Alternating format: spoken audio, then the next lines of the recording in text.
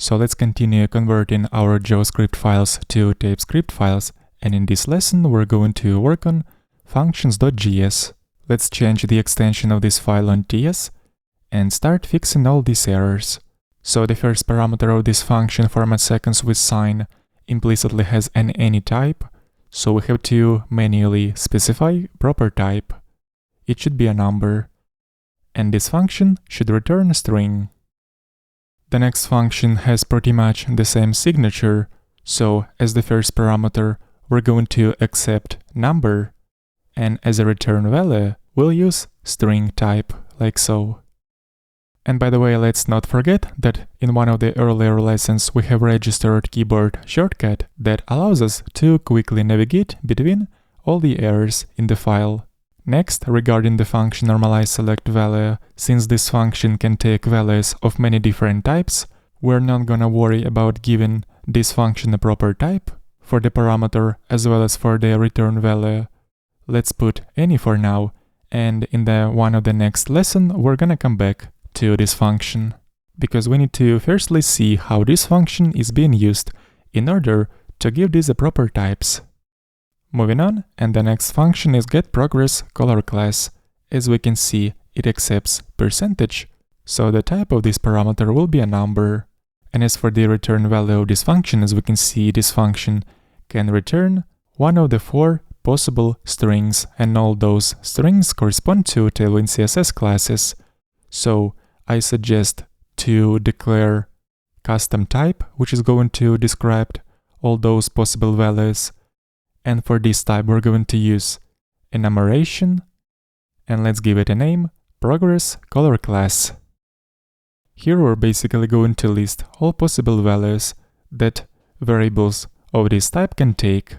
In our case, it will be CSS classes that correspond to colors red, yellow, blue, and green. And now all we have to do is basically assign proper strings to these keys. For the yellow key, we're gonna use bgyellow 500, for the blue key, bgblue 500, and for the green key, bggreen 500, like so. And instead of returning strings, we're gonna do it in a little bit different way by using our enumeration. In this case, we are referencing key red. In here, we should reference key green. In the second case, it will be yellow. And finally, in the third case, it will be blue, like this. And now we can explicitly state that the return value of this function will be enumeration called ProgressColor class. And if we're going to return wrong type, TypeScript is going to let us about it, that this function can only return one of 4 possible values that correspond to tailwindcss classes. So let's move on to the next function.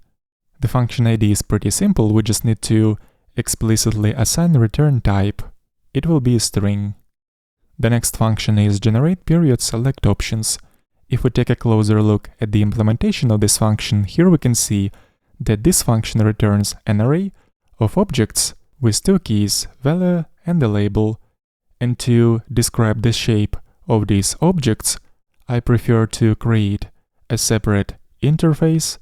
Let's call this interface PeriodSelectOption, where we will mention all the keys needed to describe objects of this type.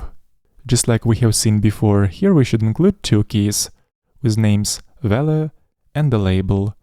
The value will have a numeric type and the label will have a string type.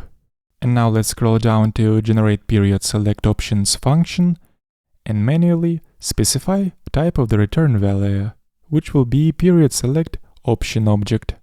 But in this case, it will not just be an object, but an array of such objects. So it's important to also mention square brackets like this. And since we're manually specifying return values for functions, we also include return type for this function.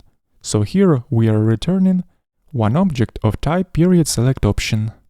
And as for the keys of these objects, as we can see, TypeScript was able to automatically infer proper types for these keys. Let's consider the last function in this file. It will be pretty simple to assign correct types for the parameter as well as for the return value. So the parameter should be a number, and the return value will be a string. In the body of this function, we're also referencing native method called pathStart.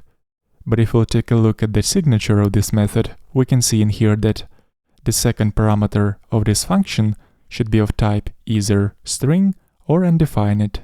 But as we can see in here, we're passing number, so let's manually convert these numbers to strings, like this. And just to make it clear, let me remind you where objects of period select option type are used. They are used as elements of the select element on activities page. So all these options are actually described by the objects of that type with keys value and label.